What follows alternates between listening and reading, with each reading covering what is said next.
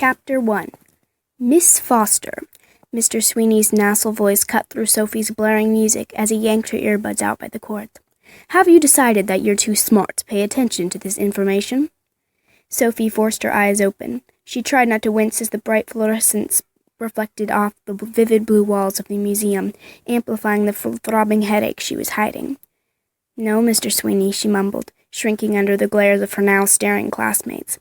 She pulled her shoulder-length blonde hair around her face, wishing she could hide behind it.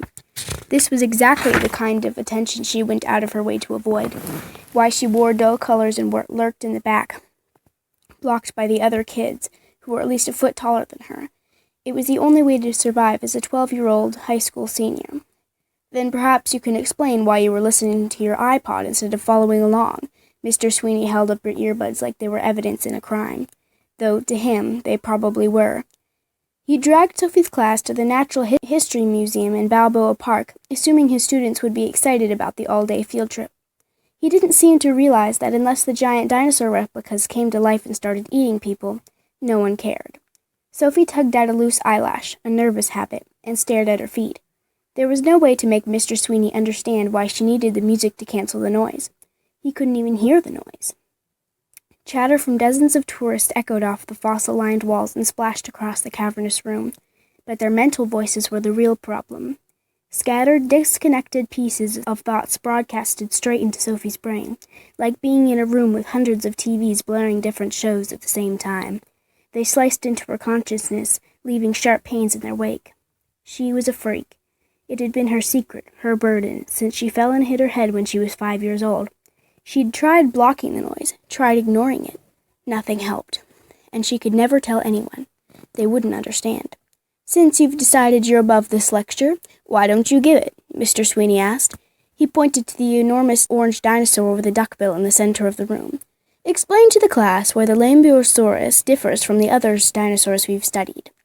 Sophie repressed a sigh as her mind flashed to an image of the information card in front of the display. She'd glanced at it when they'd entered the museum, and her photographic memory recorded every detail.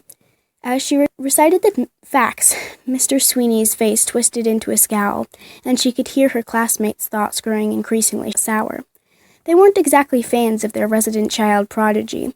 They called her Curvebuster. She finished her answer, and Mr. Sweeney grumbled something that sounded like know-it-all, as he stalked off to the exhibit in the next room over. Sophie didn't follow. The thin walls separating the two rooms didn't block the noise, but they muffled it. She grabbed what little relief she could. Nice drop, super freak. Garwin Chang, a boy wearing a t-shirt that said, "Back off, I'm gonna fart," sneered as he shoved past her to join their classmates. Maybe they'll write another article about you. Child prodigy teases class about the Lambeosaurus. Garwin was still bitter that Yale had offered her a full scholarship. His rejection letter had arrived a few weeks before. Not that Sophie was allowed to go. Her parents said that it was too much attention, too much pressure, and she was too young. End of discussion. So she'd be attending the much closer, much smaller San Diego City College next year, a fact that some annoying reporter found newsworthy enough to post in the local paper the day before. Child prodigy chooses City College over Ivy League, complete with her senior photo. Her parents freaked when they found it. Freaked wasn't even a strong enough word. More than half their rules were to help Sophie avoid unnecessary attention. Front-page articles were pretty much their worst nightmare. They'd even called the newspaper to complain. The editor seemed as unhappy as they were. The story was run in place of an article on the arsonists terrorizing the city, and they were still trying to figure out how the mistake had happened. Bizarre fires with white-hot flames and smoke that smelled like burnt sugar took priority over everything. Especially a story about an unimportant little girl that most people went out of their way to avoid. Or they used to.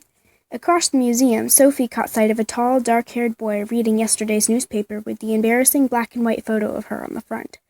Then he looked up and stared straight at her. She'd never seen eyes that particular shade of blue before. Teal, like smooth pieces of sea glass she'd found on the beach, and they were so bright they glittered. Something flickered across his expression when he caught her gaze. Disappointment? Before she could decide what to make of it, he shrugged off the display he'd been leaning against and closed the distance between them. The smile he flashed belonged on a movie screen, and Sophie's heart did a weird fluttery thing. "Is this you?" he asked, pointing to the picture. Sophie nodded, feeling tongue-tied. He was probably 15 and by far the cutest boy she'd ever seen. So why was he talking to her? "I thought so." He squinted at the picture, then back at her. "I didn't realize your eyes were brown." Yeah," she said, not sure what to say. "Why?" He shrugged. "No reason." Something felt off about the conversation, but she couldn't figure out what it was, and she couldn't place his accent. Kind of British, but different somehow. Crisper? Which bothered her, but she didn't know why. "Are you in this class?" she asked, wishing she could suck the words back as soon as they left her mouth. Of course he wasn't in her class. She'd never seen him before. She wasn't used to talking to boys, especially cute boys, and it made her brain a little mushy. His perfect smile returned as he told her no. Then he pointed to the hulking greenish figure they were standing in front of, an Albertosaurus in all its giant lizard-esque glory. "Tell me something. Do you really think that's what they used to look like? It's a little absurd, isn't it?" "Not really," Sophie said, trying to see what he saw. It looked like a small T-Rex. Big mouth, sharp teeth, ridiculously short arms. Seemed fine to her. "Why? What do you think they looked like?" He laughed. "Never mind. I'll let you get back to your class. It was nice to meet you, Sophie."